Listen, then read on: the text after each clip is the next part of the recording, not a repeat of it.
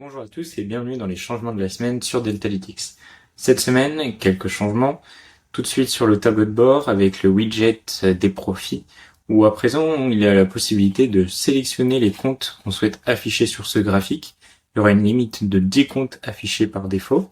Donc il est possible de sélectionner les comptes que l'on souhaite afficher. Par exemple ici j'ai mon premier cash et je peux sélectionner le deuxième cash pour voir la courbe d'equity. Forcément comme je l'ai copié, la courbe est la même. Donc j'ai pas forcément besoin de ce deuxième cache, mais par contre un compte challenge sur lequel je trade différemment, je peux afficher cette courbe et donc voir les deux courbes en même temps. En passant la souris, on voit que la légende s'actualise pour montrer le profit à une telle période. Donc là par exemple le 20 mai 2025. Ensuite il y a un autre changement qu'on peut remarquer tout de suite avec la synchronisation rythmique, où la barre de progression progresse en fonction du nombre de comptes restants à analyser. Donc là, on voit le compte 2 sur 3, et donc la barre n'est pas encore à 100%, elle sera à 100% une fois qu'on sera à 3 sur 3 avec les jours. Donc ici, c'est 125 jours, puisque ça fait longtemps que j'ai pas tradé ces comptes. Donc à chaque fois, on va récupérer tout l'historique pour assurer qu'il n'y a aucun jour manquant. Par ailleurs, dans la partie compte, maintenant, on peut réorganiser des comptes. Donc par exemple ici, si on souhaite voir en premier le compte 0,1, on peut prendre ici, juste ici, avec la main qui s'affiche, et le glisser, et le mettre tout de suite en première position. Ça permet de réordonner ces comptes si jamais on a beaucoup de comptes qui sont dans la même catégorie, et de voir d'un clin d'œil tel ou tel compte. Et vous remarquerez également qu'il y a maintenant le nombre de jours tradés, jours de trading, tout en bas de la carte. Donc ici, on voit 65 sur 65. Et par exemple, sur cette carte-ci, on voit 22 sur 54, puisque j'ai mis donc dans les paramètres le montant minimal pour considérer un jour comme trading. Donc là, ici, c'est 100 dollars de PNL minimum sur la journée pour que ça la compte comme une journée.